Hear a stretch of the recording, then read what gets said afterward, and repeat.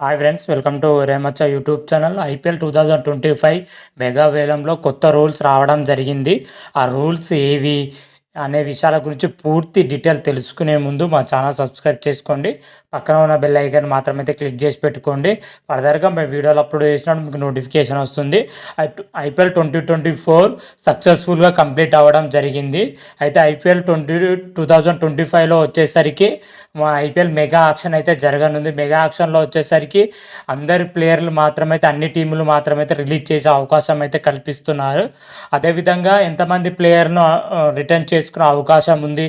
అదేవిధంగా కొన్ని ఫ్రాంచైజీలు మాత్రమైతే ఎక్కువ మంది ప్లేయర్ని రిటర్న్ చేసుకునే అవకాశం ఇవ్వాలని కోరడం జరిగింది. అదేవిధంగా కొంతమంది మాత్రమైతే అమౌంట్ పెంచాలని అయితే కొన్ని ఫ్రాంచైజీలు మాత్రమైతే కోరడం జరిగింది.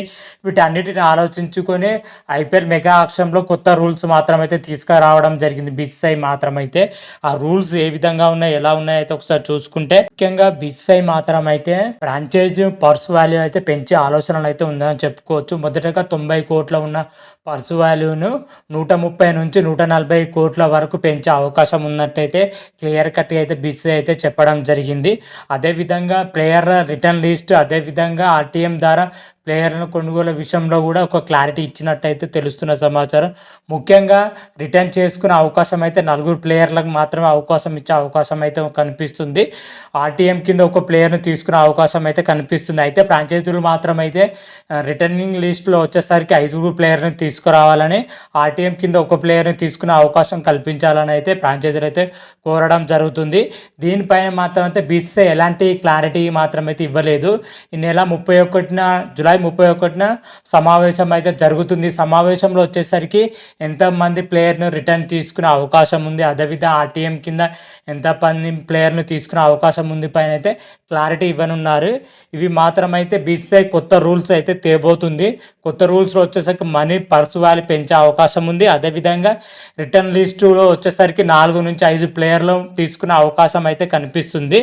అదేవిధంగా ఆర్టీఎం కింద ఒక ప్లేయర్ని తీసుకునే అవకాశం అయితే కనిపిస్తుంది. ఓవరాల్గా చూసుకుంటే 6 ప్లేయర్ లేదా 5 ప్లేయర్లోనే మాత్రమే తీసుకునే అవకాశం అయితే కనిపిస్తుంది. అదేవిధంగా మెగా ఆక్షన్ వచ్చేసరికి కొత్త నిబంధన ప్రకారం అయితే 5 ఏళ్ళ ఒక్కొక్కసారి మెగా ఆక్షన్ జరగాలని అయితే ఫ్రాంచైజీలు అయితే కోరడం జరుగుతుంది. అదే బీసీసీఐ మాత్రం అయితే 3 నుంచి 4 ఏళ్ళ మధ్యలో మెగా ఆక్షన్ నిర్వహించబోతున్నట్లయితే సమావేశంలో చర్చించిన తర్వాత దీనిపైన కీలక నిర్ణయం తీసుకుంటామని అయితే చెప్పడం జరిగింది. కాకపోతే ఫ్రాంచైజీలు మాత్రమైతే 5 ఇయర్స్కి ఒకసారి మెగా ఆక్షన్ నిర్వహిస్తే బాగుంటుందని అయితే చెప్పడం జరిగింది. ఓవరాల్గా ఇన్ని డిమాండ్లతోనే, ఇన్ని రూల్స్తోనే అయితే మెగా ఆక్షన్ అయితే జరగనుంది. మరి మెగా ఆక్షన్ ఏ విధంగా జరుగుతుంది, ఎలా జరుగుతుంది అనేది అయితే జూలై 31న ఐపీఎల్ మీటింగ్ అయితే సమావేశం అయితే జరగనుంది. సమావేశం తర్వాత ఎంతమంది ప్లేయర్ని రిటర్న్ లిస్ట్లో కానీ, ఆ పర్సు వాల్యూ కానీ, అదేవిధంగా మెగా ఆక్షన్ సంబంధించి కానీ పూర్తి డీటెయిల్స్ ఆ రోజులో మనకు తెలుస్తుంది. ఆ రోజే క్లియర్ కట్గా మరొక వీడియో చేసి అప్లోడ్ చేస్తాను. అంతవరకు మీకు ఈ వీడియో నచ్చినట్టయితే లైక్ చేయండి, షేర్ చేయండి. మరిన్ని వీడియోల కోసం మా ఛానల్ సబ్స్క్రైబ్ చేసుకోండి. పక్కన ఉన్న బెల్ ఐకాన్ మాత్రమైతే క్లిక్ చేసి పెట్టుకోండి. ఫర్దర్గా మేము వీడియోలు అప్లోడ్ చేసినప్పుడు మీకు నోటిఫికేషన్ వస్తుంది. హర హర మహాదేవ్, శంభో శంకర. Thank you.